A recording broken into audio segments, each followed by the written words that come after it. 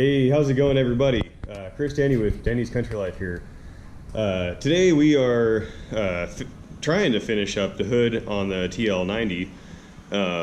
So I showed you guys in a previous video, this had a couple dents in it that were really bothering me, and there was some paint delamination, and I think we're gonna get that licked. This was my first time ever doing actual body work or trying to straighten out dents properly and using Bondo, and I'm pretty happy with it, all things considered. I mean, it sure beats buying a new hood, and it definitely a whole lot cheaper than taking it to a body shop. So anyway, I don't know if you can see that, this area right here, there's a couple of dents there that really bothered me, and I would say it's probably 85% gone. So it's still noticeable. So here's the other one. This one turned out pretty dang good. So there was a dent here and there was a dent here, and they were both pretty significant. I pounded them out the best that I could from the backside, and came back through with some Bondo. I won't explain the whole process, most of you know how to do that, but it actually turned out pretty dang good. Now there's a little bit of a crease right here, and that's from where whatever that object was that fell put a crease in this radius here. But I'm not that good, and I didn't want to start pounding on it and then have it affect the rest of the radius around it. So I just I kind of left that alone, and I took care of the large portion of the dent. So there are some other little miniature dents that I touched up. So all in all, pretty happy with it, guys. See, when you stand back, you can probably notice that pretty good. But so right now I have the hood heating up. I have my buddy heater inside there, and it's good and toasty. I should probably turn that off soon. So lesson learned here, I did not take the whole hood down to bare metal. Maybe I'll put some pictures in here of what the hood looked like shortly before I started primering it. So I got it down to bare metal, and probably maybe 60% of it. Next time I would take the whole thing down to bare metal. So that was a mistake on my end. It's going to be somewhat noticeable where the paint was. I did get it sanded down pretty good, but I think that's something that I will always notice. But you know what? This thing is going to be much more presentable than it was. Not that it looked horrible, but I don't think I'm going to be bothered quite as much when I'm staring down the hood making hay this year. So anyway, I'm going to shoot some blue on this, and we'll bring you back after that and see what she looks like.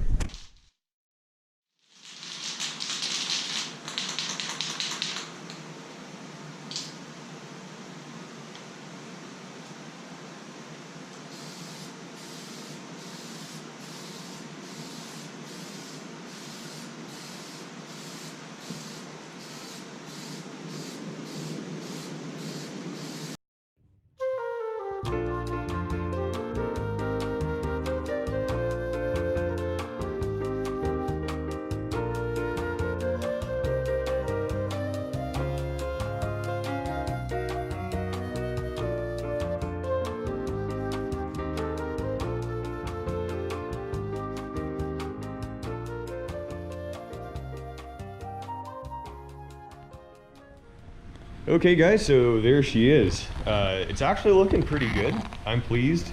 This is just the first coat. Obviously, I will be doing definitely at least, I'm thinking 2 more. So I only bought 1 can, thinking I'd just do 2 coats, and it looks like that can is going to do 2. But I'm thinking I should probably do a 3rd or maybe even a 4th coat. So we'll see what happens. I made a rookie mistake, and I'm sure that some of you guys have done this. I know that I've done it. I had my finger, I had that sticking out too far over the nozzle, and paint was layering up on it and dripping off, and I wasn't paying attention. I was too focused on trying to get my lines right, and I ended up with, can you see those?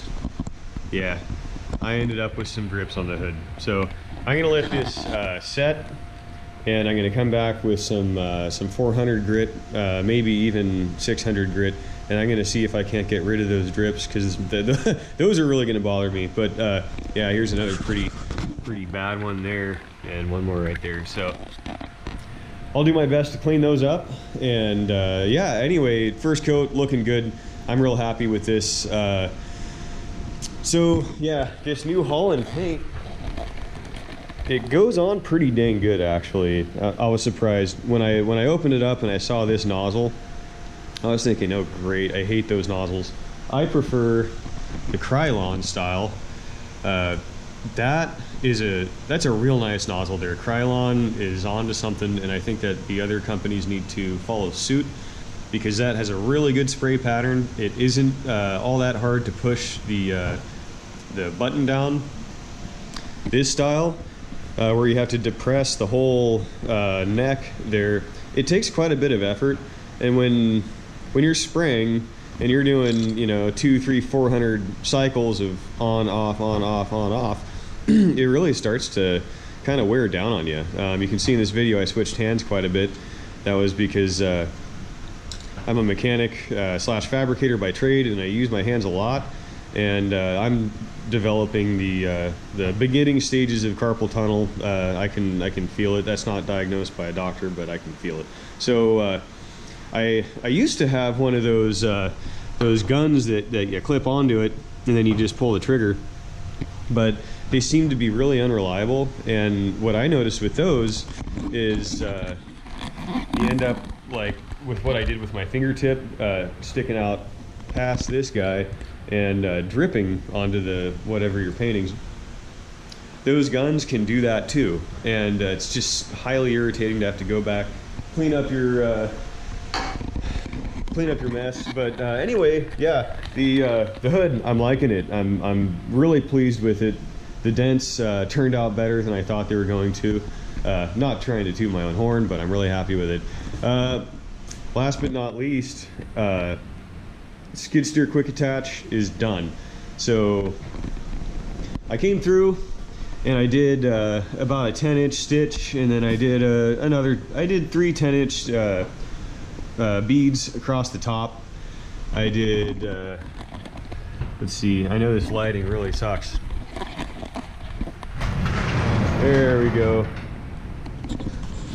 Came along the bottom, give it that support when you're doing your backblading. I filled these in. I had some, boy, I think it's 8 gauge, so put some caps on the back so that those won't fill up with debris and water, etc.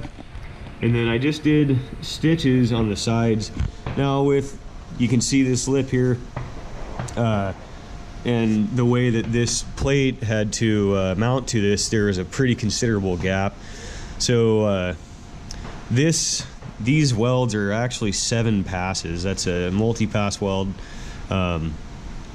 It was difficult to get started because this is a radius. I'd say it's probably like a 5/8 radius or so.